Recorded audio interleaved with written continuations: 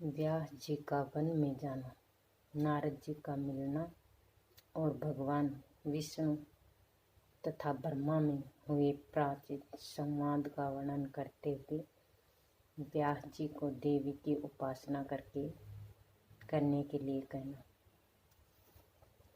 ऋषियों ने पूछा, महाभाग सूत जी, व्यास जी की किस भार्या से सुखदेव जी प्रकट हुए थे? कैसे उनका आविर्भाव हुआ और वह कैसे किन गुणों से संपन्न है? उनकी संहिताओं का भली भांति अध्ययन कर लिया। महामते, आपने कहा है कि सुखदेव जी अयोनिजित हैं, अरणि से उसका प्रकट्य हुआ।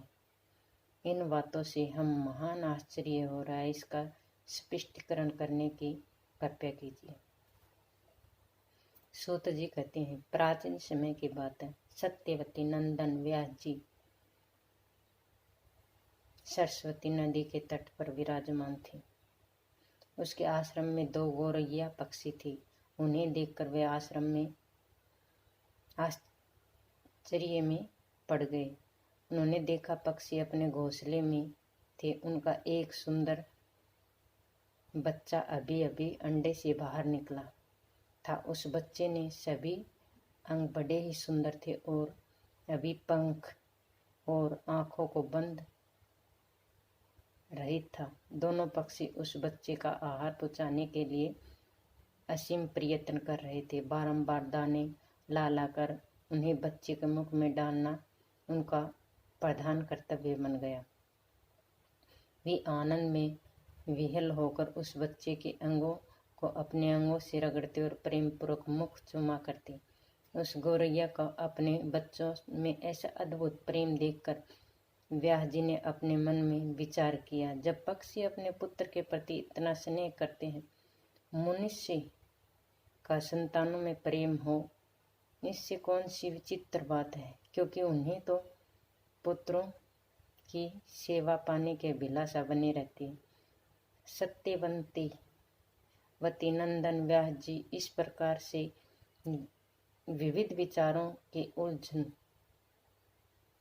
उलझन कर उदास हो गए। मन ही मन बहुत कुछ सोच समझ कर बात निश्चय कर ली कि वे मंदराचल पर्वत के निकट चले गए। विचार किया, मेरे मनोरथ पूर्ण करने एवं वर देने में निपुण कौन देवता है जिनकी मैं उपासना करूं? भगवान विष्णु, शंकर, इंद्र, ब्रह्मा, सूर्य, गणेश, स्वामी कार्तिकेय, अग्नि और अथवा वरुण, मुझे किन की उपासना करनी चाहिए? इस प्रकार व्यास जी सोच ही रहे थे कि इतने में स्वस्थ गति मुनिवर नारद जी हाथ में वीणा लिए हुए वहां पधारे। मुनि को देखकर व्यास जी को अपार हर्ष हुआ। उन्होंने पाद और अर्घ्य प्रदान की समुचित व्यवस्था की, साथ ही कुशल समाचार पूछा। कुशल प्रश्न सुन लेने के पश्चात मुनिवर नारद जी ने व्यास जी से पूछा, देवयान, तुम क्यों इतने चिंतित दिख रहे हो? अपनी चिंता का कारण बताओ। व्यास जी ने कहा, सुना गया है कि पुत्रहीन गति नहीं होती, मानसिक सुख भी उसे सुलभ नहीं हो सकता, इसलिए मैं बहुत दुखी हूँ और यही चिंता मुझे बार बार बेचैन किए डालती है। अब मैं मनोरथ पूर्ण करने वाले किस देवता की उपासना करूं? इस विचारधारा में गोते खा रहा हूं। इस परिस्थिति में आप मेरे आश्रम में आए हैं। हे महर्षि, आप सब कुछ जानने एवं कृपया के समुद्र हैं, शीघ्र बताने की कृपया कीजिए। मैं किस देवता का शरण में जाऊं जो मुझे पुत्र दे सके? सूत जी कहते हैं, इस प्रकार व्यास जी के नारद जी अत्यंत प्रमेय पूर्वक उससे कहने लगे। नारद जी ने कहा, महाभाग व्यास जी, तुम इस विषय में जो पूछ रहे हो ठीक है। यही प्रश्न मेरे पिताजी ने भगवान श्री हरि से किया था। देवादिदेव भगवान जगत के स्वामी हैं। लक्ष्मी जी उनकी सेवा में उपस्थित रहती है। दिव्य कौस्तुमणि उनकी शोभा बढ़ाती है। वे शंख चक्र गदा लिए रहते हैं। पीताम्बर धारण करते हैं, 4 भुजाएं हैं, वक्ष स्थल श्रीवत्स्य चिन्ह चमकता रहता है। वे चराचर जगत के आश्रयदाता हैं, जगत गुरु एवं देवताओं के भी देवता हैं। ऐसे जगत गुरु भगवान श्री हरि के महान तप कर रहे थे, उनकी समाधि लगी थी। यह देखकर मेरे पिताजी ब्रह्मा जी ने बड़े आश्चर्य हुआ, अतः उन्होंने उनसे जानने की इच्छा प्रकट की। व्यास जी ने पूछा, प्रभु आप देवताओं के अध्यक्ष, जगत के स्वामी और भूत भविष्य एवं वर्तमान सभी जीवों के एकमात्र शासक हैं। भगवान फिर आप क्यों तपस्या कर रहे हैं और किस देवता की आराधना में ध्यान मगन है? मुझे असीम आश्चर्य तो ये हो रहा है कि आप देवेश्वर एवं सारे संसार के शासक होते हुए भी समाधि लगाए बैठे हो। प्रभु आपकी नाभि कमल तो मेरी उत्पत्ति हुई है, वह ही अखिल विश्व का रचयिता बन गया है। फिर आप जैसे सर्वमय पुरुष बढ़कर कौन वशिष्ठ देवता है, उसे बताने की कृपया अवश्य कीजिए। जगत प्रभु मैं तो यही जानना चाहता हूँ, सबके कारण स्वरूप आदि पुरुष परमात्मा आप ही हैं, आप ही सारी शक्तियाँ स्थित हैं, सृष्टि स्थित है, संहार तथा सभी कार्यों को करने वाले आप ही तो हैं। महाराज आपकी इच्छा से ही इस जगत की रचना हुई है। भगवान शंकर भी आपका आज्ञा पाने पर ही समय अनुसार सदा संहार लीला में प्रवृत्त होते हैं। भगवान सूर्य का आकाश में चक्कर लगाना, सुखदायी पवन का चलना, अग्नि का जलना और मेघ का वर्षना आदि सभी कार्य आपकी ही आज्ञा पर निर्भर हैं। मुझे तो महान कौतूहल ये हो रहा है कि आप किस देवता का ध्यान कर रहे हैं। त्रिलोक में भी आपसे बढ़कर किसी देवता को मैंने नहीं देखा। देव सुव्रत मुझे दास को यह रहस्य स्पष्ट बताने की कृपया कीजिए, क्योंकि श्रेष्ठ पुरुष किसी बातों को छिपाते नहीं हैं। समर्थी या भी यही कहते हैं। ब्रह्मा जी की विनती वचन सुनकर भगवान श्री हरि उनसे कहने लगे, ब्रह्मन सावधान होकर सुनो, मैं अपने मन का विचार व्यक्त करता हूँ। देवता, दानव और मानव सब यही जानते हैं कि तुम सृष्टि करते हो, मैं पालन करता हूँ और शंकर संहार करते हैं। किंतु फिर भी वेद को पारगामी पुरुष अपनी युक्ति से यह सिद्ध करते हैं कि रचने, पालन और संहार करने की योग्यता जो हमें मिली है, इसके अधिष्ठात्री शक्ति देवी है। वे कहते हैं कि संसार की सृष्टि करने के लिए तुम में राजश्री शक्तियों का संचार हुआ है, मुझे सात्विक शक्तियाँ मिली हैं और रुद्र को तामसिक शक्तियों का आविर्भाव हुआ है।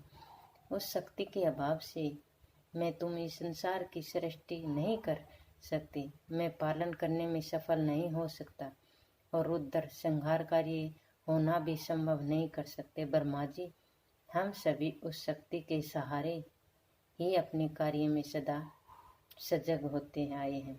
सुवर्त प्रत्यक्ष और प्रोक्ष दोनों उदाहरण मैं तुम्हारे सामने रखता हूँ, सुनो। ये निश्चय बात है कि उस शक्ति के अधीन होकर ही हम इस शेषनाग की सैया पर सोते हैं और सृष्टि करने का अवसर आते ही जग जाते हैं।